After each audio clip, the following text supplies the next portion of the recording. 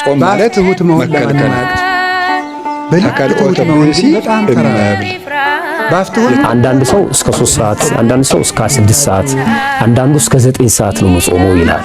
አንዳንዱም የለም እስከ ምሽቱ 1 ሰዓት ነው መጾም ያለበት ይላልና በእመቤታችን ደስ የሚለን ለምን ይመስላችኋል? በስመ አብ ወወልድ ወመንፈስ ቅዱስ አሃዱ አምላክ አሜን። የተወደዳችሁ የልዑል እግዚአብሔር ቤተሰቦች የእናታችን የቅድስት ድንግል ማርያም የአስራት የቃል ኪዳን የበረከት ልጆች የጻድቃን የሰማዕታት ወዳጆች በወደደንና ባፈቀረን በልዑል እግዚአብሔር ፍጹም ሰላም እላችኋለሁ። እንደምን ዋላችሁ?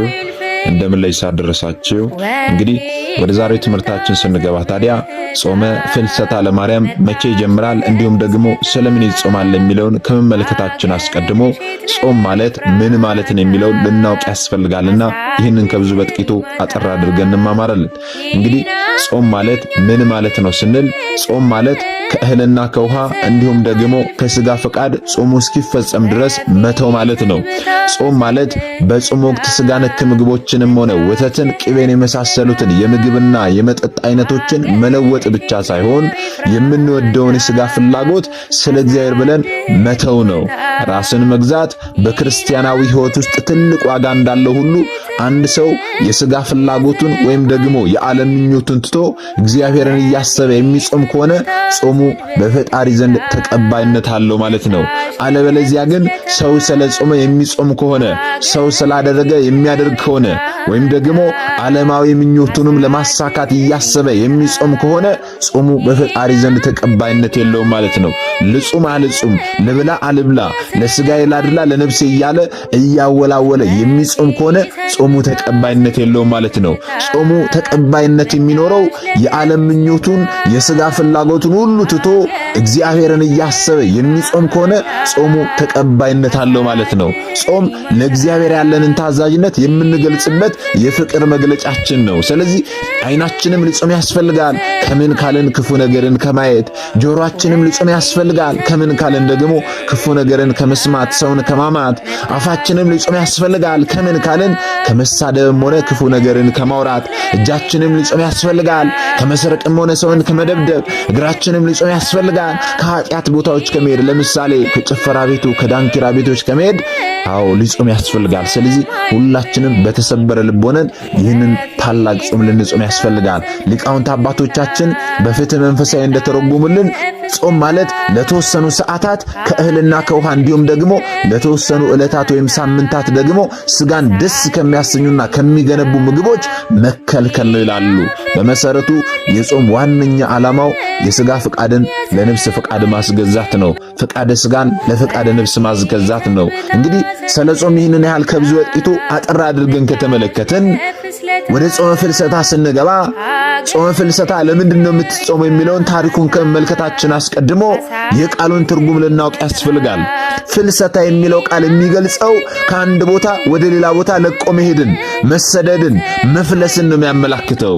ይህም ታዲያ የእመቤታችን ሥጋ ከጌቴሴማኒ ወደ ገነት መፍለሱን በኋላም ደግሞ በገነት በዕፀ ሕይወት ስር ከነበረበት መነሳቱን ለማመልከት የሚነገር ቃል ነው ፍልሰታ የሚለው ቃል።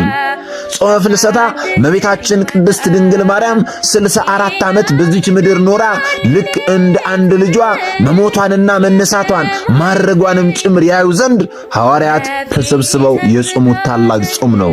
ጾሙ ከነሐሴ 1 ቀን እስከ ነሐሴ 16 ቀን ሲጾም የኢትዮጵያ ኦርቶዶክስ ተዋሕዶ ቤተክርስቲያን በአዋጅ ከደነገገቻቸው ከሰባቱ የአዋጅ አጽዋማት መካከል አንዱ ነው። ቅድስት ቤተክርስቲያናችን ማንኛውም ክርስቲያን ሊጾም ይገባል ብላ 7 የአዋጅ አጽዋማትን ደንጋልናለች። እነዚህን 7 የአዋጅ አጽዋማት ማንኛውም ክርስቲያን ዕድሜው የደረሰ ሁሉ ሊጾመው የሚገባ ነው፣ ግዴታው ነው።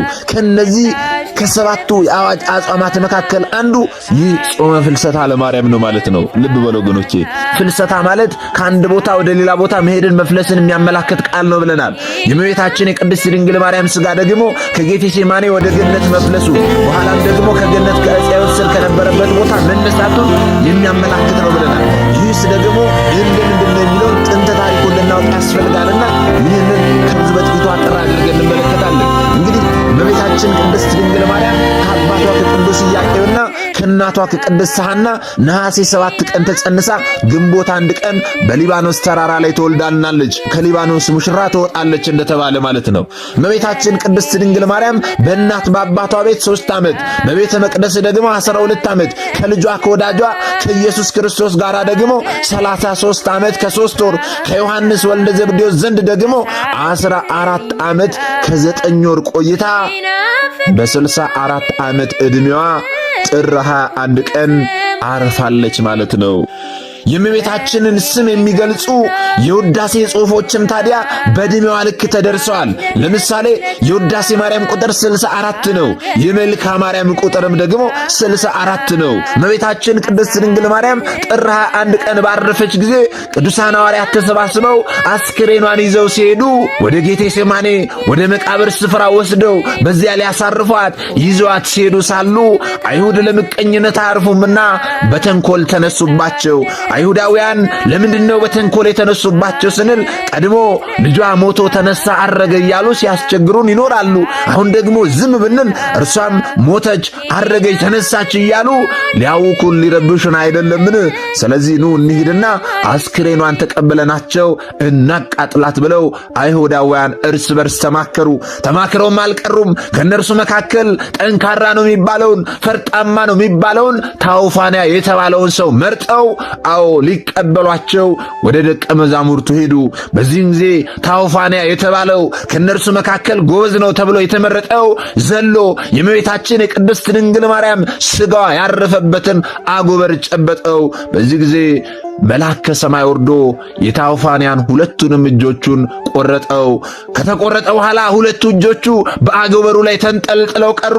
በዚህ ጊዜ ታውፋንያ ጮኸ፣ አለቀሰ።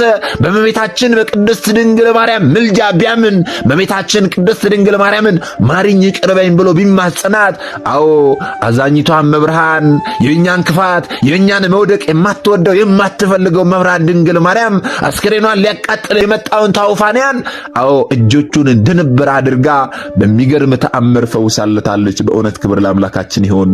እመቤታችን ቅድስት ድንግል ማርያም የእኛን ውድቀት አትወድም ወገኖቼ። እኛ ሺህ ጊዜ ደግመን ደጋግመን ብንበድላት እንኳን እርሷ እኛን ይቅር ከማለት እርሷ እኛን ከልጇ ከወዳጇ ከማሳረቅ ወደ ኋላ አትልም ወገኖቼ።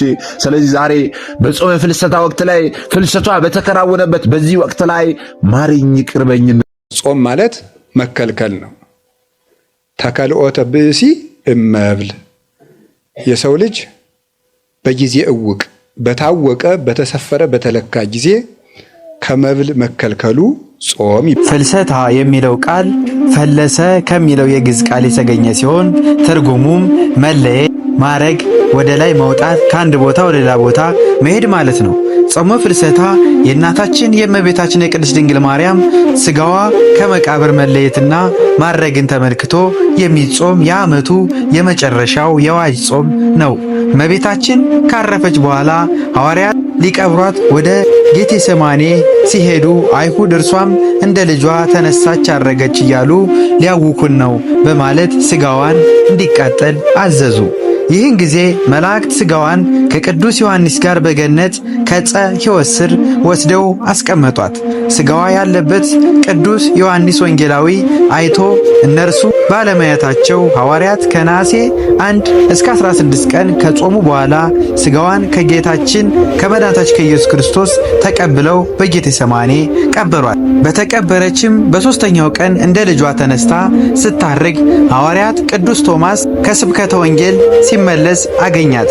ያን ጊዜም ትንሣኤዋን ያየ እርሱ ብቻ መሆኑን ነግራው ሰበኗን ለምልክት ሰጠችው። የትንሣኤዋን ነገር ሳያዩ ቅዱስ ቶማስ ብቻ በማየቱ መንፈሳዊ ቅናት የተሰማቸው ሐዋርያት በየዓመቱ ከነሐሴ 1 ቀን ጀምሮ እስከ 16 ቀን ማረጓን ያዩ ዘንድ ጾሙ። እኛም ይህን ጾም የሐዋርያት ጾም ምሳሌ አድርገን የእመቤታችን ዕረፍት፣ ትንሣኤ፣ ዕርገቷን የምናስብበት ጾም ነው። ከበረከቷ እንድንካፈል ምልጇ ጸሎታችን እንዲሰማልን በየዓመቱ ከነሐሴ 1 እስከ 16 እንጾማለን። የእግዚአብሔር ቸርነት፣ የእመቤታችን የቅድስት ድንግል ማርያም አማላጅነት፣ የቅዱሳን የሐዋርያት ጸጋና በረከት አንዳንድ ሰው እስከ 3 ሰዓት፣ አንዳንድ ሰው እስከ 6 ሰዓት፣ አንዳንዱ እስከ 9 ሰዓት ነው መጾመው ይላል። አንዳንዱም የለም እስከ ምሽቱ 1 ሰዓት ነው መጾም ያለበት ይላል። እና በዚህ ዳላማ ውስጥ ይገባሉ ምዕመናን። እኔ እንደ አቅሜ ነው መጾመው ብሎ አንዳንዱ እስከ 5 ይጾማል፣ አንዳንዱ ደግሞ እስከ 7 ሰዓት ላይ ይመገባል፣ 9 ሰዓት ላይ። የቱ ነው ትክክል ብለው ምዕመናን ይጨነቃሉ። አጽዋማትን በተመለከተ በተለይ አብይ ጾም ላይ ፍትሐ ነገሥቱ ያስቀምጣል። በሳምንት ከፋፍሎ ሰዓቶቹን ያስቀምጣቸዋል። ግን እንደ አጠቃላይ ለማስቀመጥ በነገራችን ላይ ይሄ ነው ቀኖና የሚባለው ስርዓት የሚባለው። ቅዱስ ሲኖዶስ እነዚህን ነገሮች እያየ እንዳየሩ ጠባይ እንደ ሀገሩ ኑሮ ቅዳሴውንና ጾሙን ይወስናል። ለምሳሌ እዚህ ጎረቤታችን ጅቡቲ እኔም በአገልግሎት አይቼዋለሁ። የከሰዓት ቅዳሴ የሚገባው ማለት ነው። እኛ አሁን የከሰዓት ቅዳሴ ስንት ሰዓት ነው የሚገባው? 6 ሰዓት ቢያንስ ማለት ነው። 6 ሰዓት ወይም ሩብ ጉዳይ ለ7 ይገባል፣ 9 ሰዓት ይወጣል። ጅቡቲ ግን የሙቀቱ ሁኔታ ከባድ ስለሆነ ጠዋት 3 ሰዓት ይገባና 6 ሰዓት ነው ቅዳሴ የሚወጣው። ይሄ በቅዱስ ሲኖዶስ ተወስኖ ነው። አብይ ጾም እዛ ነበር ያሳለፍኩት በአንድ ወቅትና በጣም ከባድ ነው። መንግስትም በዛ ሰዓት ስራ አይሰራም። ከሰዓት በኋላ ተማሪዎችም የሚለቀቁበት ነው። ስለዚህ 3 ሰዓት ቅዳሴ ይገባል፣ 6 ሰዓት ይወጣል። የጅቡቲ ምዕመናን ጾሙን የሚጾሙት እስከ 6 ሰዓት ነው ማለት ነው፣ ከቅዳሴ ውጪ ማለት ነው። እና ሰዓት የሚያምታታን ሰዎች 6 ሰዓት፣ 12 ሰዓት፣ 1 ሰዓት የምንል ሰዎች የትሩፋት ስራ መስራት እንችላለን። ማዕከላዊው አጥቢያችን ላይ ቅዳሴ ተገብቶ የሚወጣበት ሰዓት የኛ የጾም መፍቻ ሰዓት ነው ማለት ነው።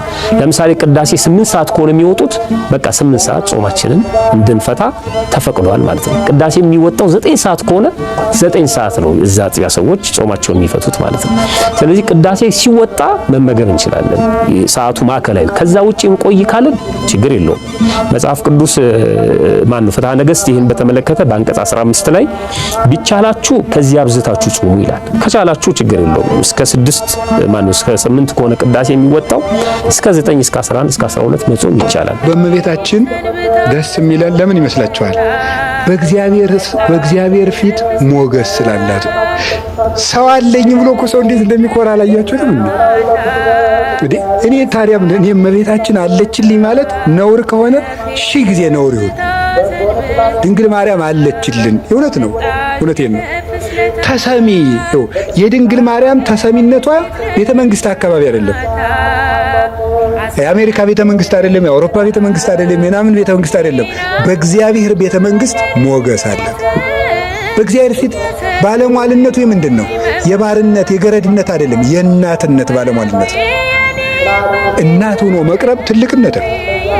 በምድር ላይ ከእግዚአብሔር ወዳጆች ውስጥ በእግዚአብሔር ፊት እናት ሆኖ የመቅረብ ስልጣን የተሰጣት አንድ ሰው ብቻ ናት። እሷም ድንግል ማርያም ብቻ ናት። እና የእሷ ልጅ መሆን ደስ ያሰኛል፣ ደስ ያሰኛል። የድንግል ማርያም ልጅ መሆን፣ የዚች ንግሥት ልጅ መሆን፣ ለዚያውም ተቀባይነት ያላት በሰማይ ንጉሥ ነው። የምድር ባለስልጣኖች እኮ ዘንድሮ ወዳጅ ያደረጉትን ከርሞ ያደርጉትን እንጂ ሊያደርጉት ይችላሉ። ቀርቤ አላውቅም። አምና የነበረው የለም። ድንግል ማርያም ግን ሁልጊዜ በእግዚአብሔር ዘንድ ባለሟል። ስለዚህ ድንግል ማርያም ተደማጭነት ያለው፣ ተሰሚነት ያለው፣ መከበር ያለው፣ መወደድ ያለው ስም ያላት እናት አለችን። ለስንፍናችን አይደለም ጠበቃ የምናደርገው፣ ለጥረታችን፣ ለመውደቅ መነሳታችን፣ ለመፍጨርጨራችን ነው ይህን የምናደርገው እንጂ እኛ እየበደልን ድንግል ማርያም አለችልን ለማለት አይደለም። ወደ እግዚአብሔር በምናደርገው ጥረት ውስጥ እጃችን ይዛ ለልጇ ትሰጠናለች ነው፣ ሌላ ነገር የለው። የሚምረን ልጇ ነው፣ የሚያድነን ልጇ ነው፣ የምናመልከው ልጇን ነው። ድንግል ማርያምን አናመልካትም። አምላካችንም አይደለችም፣ ፈጣሪያችንም አይደለችም፣ እግዚአብሔራችንም አይደለችም። ለሷም በአምልኮ አንሰግድም። የምንሰግድላት በምንድን ነው? በጸጋ ነው። የምናመልከው አንድ ነው፣ እሱም እግዚአብሔር በአንድነቱ በሦስትነቱ ልጇ ብቻ ነው የምናመልከው። ከልጇ ጋር ለማገናኘት ግን እንደ ድንግል ማርያም ለልጇ ቅርብ ሰው ሌላ አናውቅም። ለፍልሰተ ሥጋ